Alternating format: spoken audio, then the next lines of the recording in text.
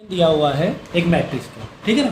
Matrix question ये दिया है कि m इंटू 1 मतलब m का मल्टीप्लाई एक मैट्रिक्स है और इसका आंसर कितना आ रहा है 1 2 आ रहा है। बात समझना, m यहाँ पर क्या है, कोई एक मैट्रिक्स है जो कि दिया नहीं है। m कोई एक वेरिएबल नहीं है, एक मैट्रिक्स है पूरी। इसमें क्वेश्चन में स्पेसिफाई किया होगा, क्वेश्चन में देखिए स्पेसिफाई है, क्या स्पेसिफाई है क्वेश्चन में कि बताओ in the order of matrix m बताओ और मैट्रिक्स m पूरा मैट्रिक्स बताओ m कितना है, पूरी मैट्रिक्स बताओ m कितना है, ठीक है।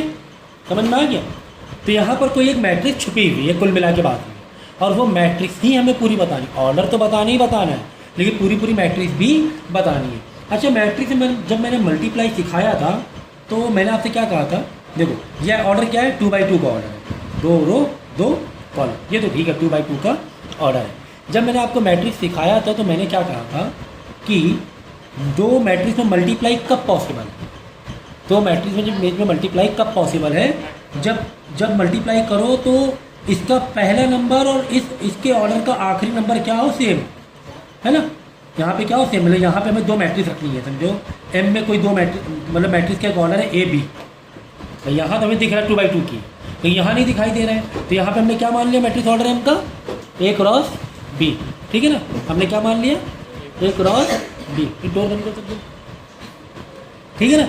तो अब देखो ये वाला मैट्रिक्स कितना 2x2 का है, जब ये आंसर आएगा, ये जो आंसर तुम्हें दिया है, क्या आंसर दिया हुआ है बताओ, आंसर का ऑर्डर क्या है 1/2, ठीक है, ये 1/2 ये दिया 2/2। तो जब मैंने क्या कहा था कि जब दो बीच में मल्टीप्लाई हो, जब 2/2 है तो इस पहले वाली मैट्रिक्स का आखिरी वाला ऑर्डर और दूसरे वाले मैट्रिक्स का पहला वाला ऑर्डर सेम होगा, तो ये तो 2 हमें मालूम है, यानी ये भी क्या हो गया 2 हो गया, और आंसर जो आएगा वो 1/2 में आ रहा है, तो ये भी नंबर क्या होने चाहिए 1/2, ठीक है ना। यानी यहाँ पर क्या है 1 है, यानी m का ऑर्डर क्या आ गया 1/2। क्योंकि दूसरी वाली मैट्रिक्स कितने दी गई है 2/2 में दी है, ठीक है ना।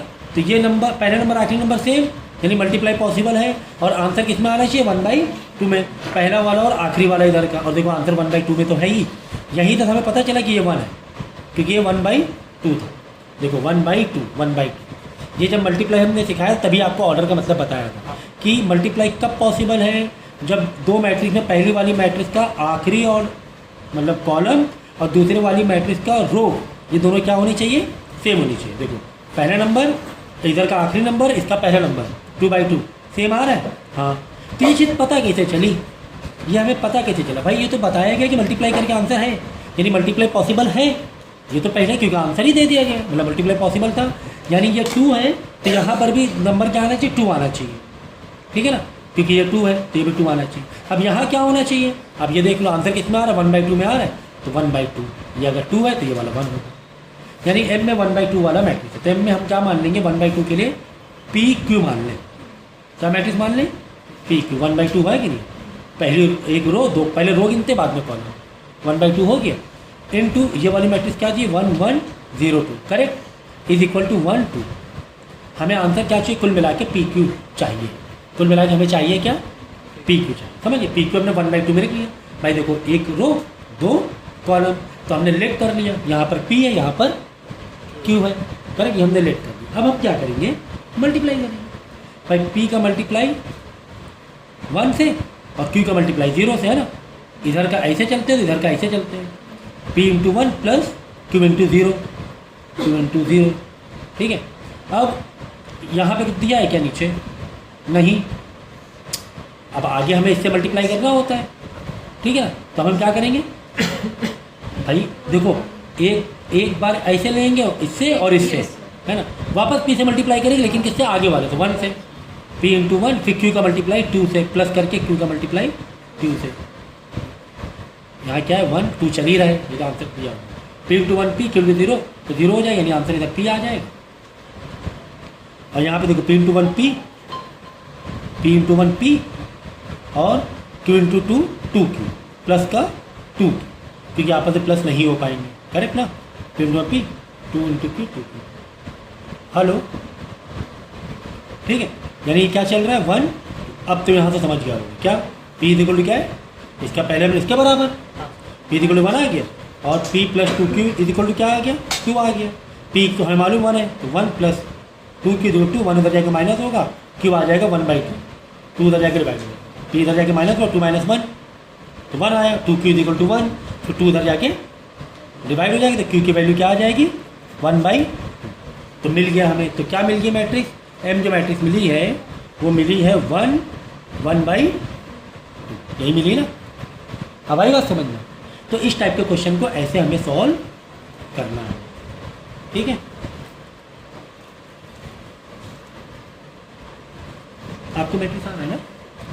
देखो ऐसा हमें क्यों करना पड़ा पता है, क्योंकि आप बोलो सर m इधर है मल्टीप्लाई में, अगर ऐसी कहानी होती m प्लस में होता, प्लस की कहानी तो बहुत इजी होती है, प्लस की कहानी बहुत इजी होती है, प्लस और माइनस की।